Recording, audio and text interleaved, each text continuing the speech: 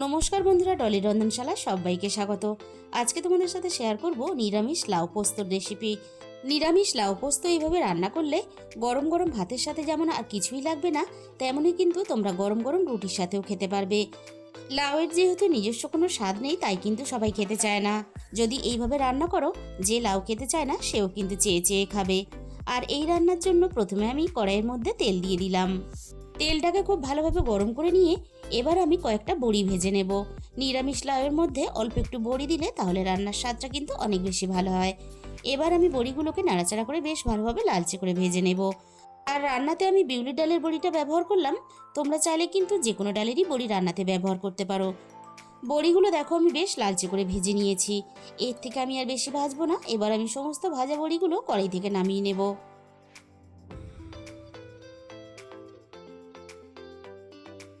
আর কড়াইয়ের মধ্যে যেটুকু তেল আছে এই তেলেই আমি বাকি রান্নাটা করে নেব। এবার আমি তেলের মধ্যে একটা শুকনো লঙ্কা ফোড়নে দিয়ে দিলাম। আর ফোড়ন হিসাবে জিরে বা পাঁচফোড়ন কোনো কিছুরই কিন্তু আমি ব্যবহার করব না। এবার আমি কেটে রাখা লাউটাকে তেলের মধ্যে দিয়ে দিলাম ভাজার জন্য। এবার আমি লাউটাকে নাড়াচাড়া করে মিনিট 3-4 মতো একটু ভেজে নেব। প্রথমেই কিন্তু লাউয়ের মধ্যে লবণ দেওয়া যাবে না, তাহলে লাউ থেকে অনেকটাই জল ছেড়ে দেবে। আর লাউটা দেখো আমি ছোট করে ডুমো করে কেটে নিয়েছি। আর লাউ পোস্তর লাউ যদি এইভাবে একটু ছোট করে ডুমো করে কেটে নেওয়া হয়, তাহলে রান্নাটা দেখতে ভালো লাগে। এবার আমি লাউয়ের সাথে এক মুঠো মটরশুঁটি দিয়ে দিলাম। তবে মটরশুঁটিটা পুরোপুরি অপশনাল, তোমাদের হাতের কাছে থাকলে দেবে, না হলে দিতে লাগবে না। এবার আমি রান্নার স্বাদ মতো লবণটা দিয়ে দিলাম। এবার আমি মটরশুঁটি আর লাউ একসাথে নাড়াচাড়া করে একটু ভেজে নেব।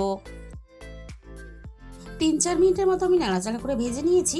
এবার লাউ আর মটরশুঁটি একটু নরম হওয়ার জন্য আমি কড়াইটা ঢাকা দিয়ে দিলাম।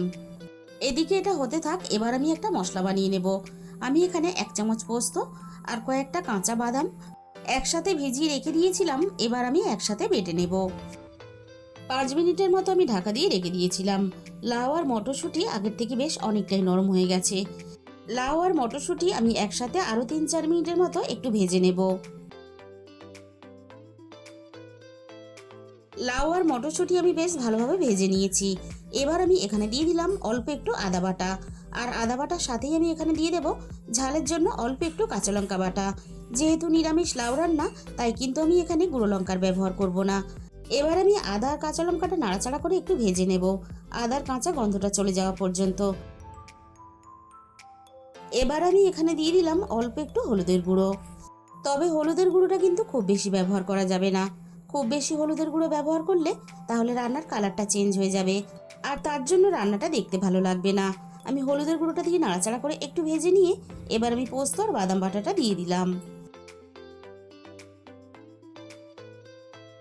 এবার আমি লাউয়ের সাথে পোস্ত আর বাদামটা মিনিট 2-3 মতো নাড়াচাড়া করে কষিয়ে নেব।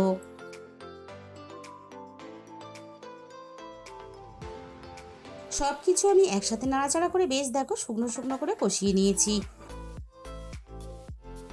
আমি মিক্সির মধ্যে বাদাম আর পোস্তটা বেটে নিয়েছিলাম। আমি মিক্সির বাটি ধুয়ে পরিমাণ মতো জলটা দিয়ে দিলাম। এবার আমি সবকিছু একসাথে নাড়াচাড়া করে বেশ ভালোভাবে মিশিয়ে দেব।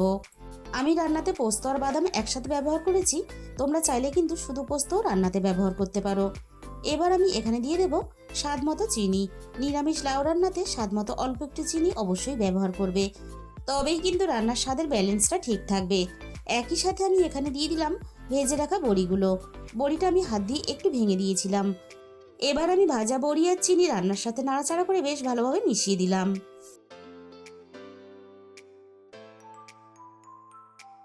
এবার আমি কড়াইটা ঢাকা দিয়ে রান্নাটা ভালোভাবে করে নেব।